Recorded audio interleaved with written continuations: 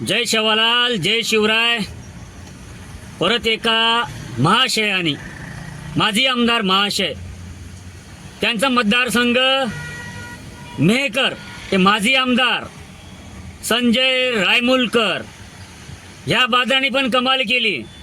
10 तारखेला फडणवीस साहेबाला तो निवेदन करतो, महाराष्ट्र राज्य सरकारला निवेदन करतो बंजारा समाजाला आरक्षण मिळावं.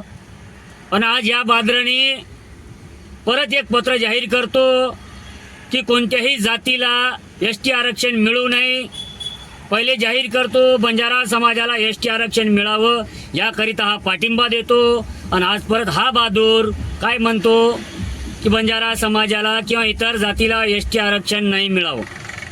ही संवैधानिक गोष्ट आहे. हा नाव बंजारा समाजाची संवैधानिक मागणी आहे आणि आम्ही न्यायालयीन लढाई लढवू आणि रस्त्यावरची असो दिल्लीची असो आम्ही लढू. पण आम्ही तुमच्या दारी भीक मागण्यासाठी आलो नव्हतो. रायमुलकर साहेब, आम्हाला पाठिंबा द्या म्हणून तुमची पिलावळ तुमच्याकडे आली असेल, भीक मागितलं असेल, ती कायम आमची नव्हती बंजाराची, ती आज पण आमची नाही आहे. आणि एक महत्त्वाची सूचना देतो रायमुलकर साहेब, तुम्ही आतापर्यंत जी आमदारकी तुमच्याकडे होती, जे तुम्ही आमदार झाले, कोणाच्या आरक्षणावरती डल्ला मारून तुम्ही आमदार झाले हे पहिले जाहीर महाराष्ट्राला सांगावं. अहो, तुम्ही कोणाचं आरक्षण चोरून आमदार झालेत पहिले तुम्ही जाहीर करा.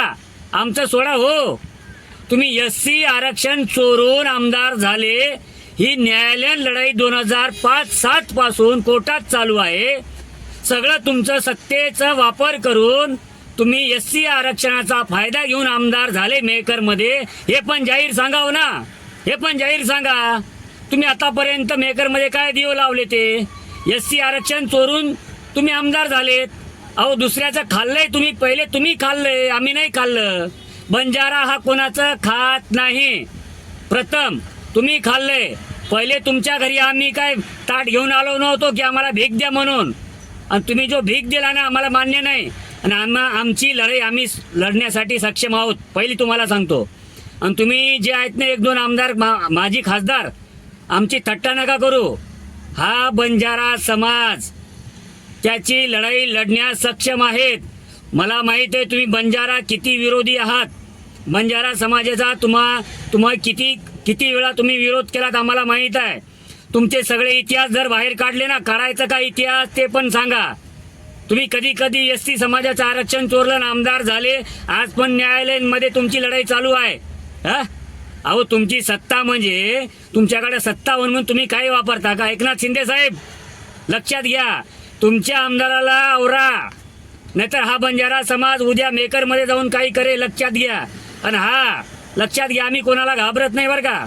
आम्ही कोणाला घाबरत नाही. जो आमच्या शेपटीवरती पाय देईल त्याला आम्ही चावल्याशिवाय राहणार नाही. आम्ही शांतपणे आहोत, पण आमच्या शेपटीवरती पाय देऊ नये. रायमुलकर साहेब, मी तुमचा आदर करतोय आज पण तुम्ही तुमचा पहिले तुमचं ठेवलं झाकून, आमचं पक्ता वाकून, कितपत योग्य आहे? तुम्ही आम्हाला शिकू नका. आणि दुसरी गोष्ट, आदिवासी समाजाला तुम्ही जे प्रोत्साहित करत आहात सोशल मीडियामध्ये स्टेटमेंट देण्यासाठी, हे योग्य नाही. बंजारा समाजाचा संवैधानिक अधिकार आहे. संवैधानिक अधिकारानुसार त्याची मागणी योग्य आहे आणि आम्ही ते मिळवणारच. आणि दुसरी गोष्ट सांगतो, जर या देशामध्ये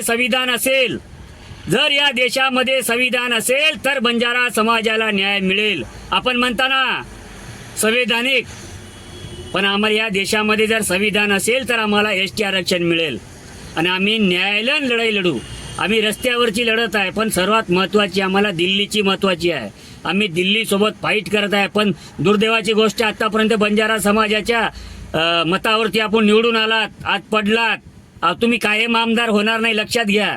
नाहीतर मी स्वतः मेहकर मतदारसंघ तुमच्या विरोधात उभं राहील, जाहीरपणे सांगतोय. रामेश्वर राठोड म्हणतात याला, राष्ट्रपती प्रधानमंत्री यांना पण माहित आहे मी 2014 पासून कानूनी लढाई लढत आहे. आमच्या सोबत मेहकरचे काटबोरीचे अंकुश राठोड आहेत, हे उपोषण करत आहेत. यांनी मला आत्ता फोन केला, यांनी सांगितलं रामेश्वर भाऊ अशी गोष्ट रायमुलकर साहेबांनी केली आणि ह्याचा आम्ही निषेध करतो, लक्षात घ्या रायमुलकर साहेब. आणि तमाम बंजारा बांधवाला सांगतो याच्या नादी लागू नये, हा कधी परत आमदार होणार नाही. कारण की यांनी जात चोरलेली आहे दुसऱ्याची, जात चोरणारा माणूस कधी आमदार होत नाही. जय हिंद, जय शिवलाल, जय महाराष्ट्र.